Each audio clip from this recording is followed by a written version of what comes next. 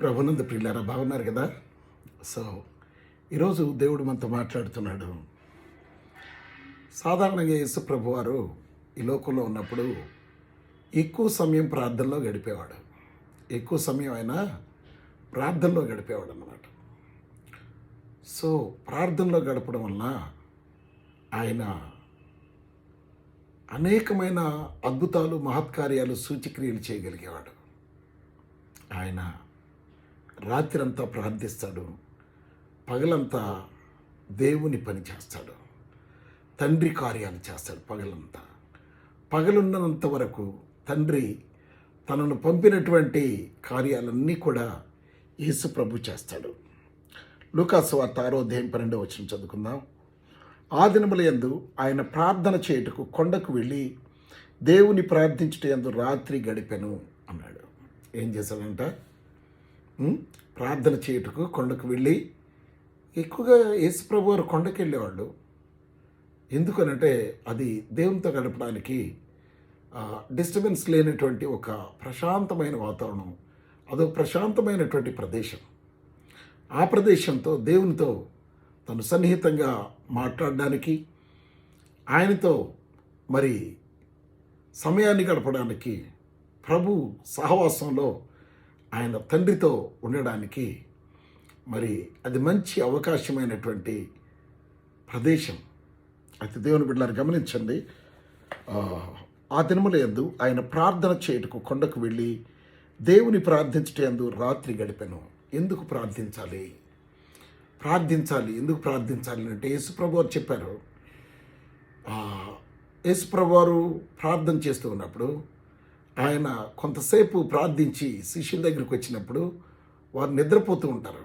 వారిని లేపి, ఇదిగో ఇంకొంతకాలం ప్రార్థన చేయండి, ఇంకా కొంతసేపు ప్రార్థన చేయండి, మీరు శోధనలో ప్రవేశించకుండానట్లు ప్రార్థన చేయండి అని అంటాడు.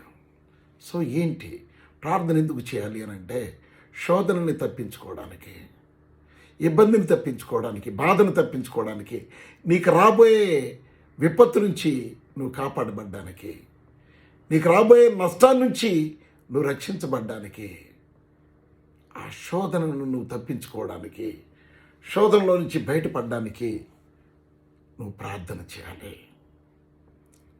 శోధన సమయం నువ్వు ప్రార్థనలో గడపాలి. అప్పుడు ఆ శోధన నీ మీదకి రాదు, ఆ ఉరి నీ మీదకి రాదు, ఆ విపత్తు నీ మీదకి రాదు, ఆ నష్టం నీ మీదకి రాదు, ఆ కష్టం నీ మీదకి రాదు, ఆ దరిద్రం నీ మీదకి రాదు. మరి దేవుని బిడ్డలారా గమనించండి. ఆ దినములందు ఆయన ప్రార్థన చేయుటకు కొండకు వెళ్ళి దేవుని ప్రార్థించుటయందు రాత్రి గడిపెను అని అన్నాడు. రాత్రి అంతా ఆయన గడిపేవాడు. అవునా? పగలు ఆయన బోధించేవాడు.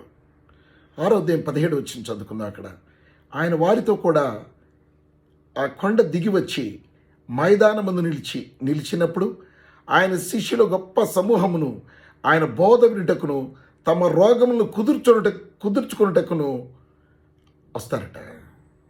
ఎందుకు వస్తారు? ఆయన బోధ వినడానికి, వాళ్ళకున్నటువంటి రోగాలు కుదుర్చుకోవడానికి. సో ఆ రోజుల్లో మరి ప్రభు యొక్క బోధ వినడానికి వచ్చేవాళ్ళు. అట్ ద సేమ్ టైం ఎందుకు వచ్చేవాళ్ళు? వాళ్ళ రోగాలు కుదుర్చుకోవడానికి, రోగాల నుంచి స్వస్థత పొందుకోవడానికి, వ్యాధి నుంచి స్వస్థత పొందుకోవడానికి, అనారోగ్యం నుంచి స్వస్థత పొందుకోవడానికి, గుండె జబ్బు నుంచి, ఎయిడ్స్ నుంచి, క్యాన్సర్ నుంచి, బీపీ నుంచి, షుగర్ నుంచి, ఆస్తమా నుంచి, కిడ్నీ జబ్బుల నుంచి, కీళ్ళ జబ్బుల నుంచి, ప్రతి విధమైనటువంటి జబ్బు నుంచి విడుదల పొందడానికి యేసు ప్రభు దగ్గరికి వచ్చేవాళ్ళు. ప్రియులారా గమనించండి. యేసు ప్రభు అద్భుతమైనటువంటి దేవుడు. ఆయన దగ్గరికి వచ్చిన వాళ్ళు ఎవరిని కాదనలేదు. నా ఎద్దకు వచ్చిన వారిని నేనెన్నడూ త్రోసివేయను అని అంటా ఉన్నాడు. ఆయన దగ్గరికి వచ్చిన వాళ్ళని ఆయన మాటలు చెప్పి, ఆయన వారికి బోధించి వారి జీవితాలు స్థిరపరుస్తాడు. చేపల కొరకు ప్రయాసపడినటువంటి పేతురుతో ఆయన ధోనిలో నుంచొని అనేక మందితో మాట్లాడేటప్పుడు పేతురు ఆయన వాక్యాన్ని విని, నీ మాట చొప్పున నేను వలవేస్తానని ఆయన వలవేశాడు.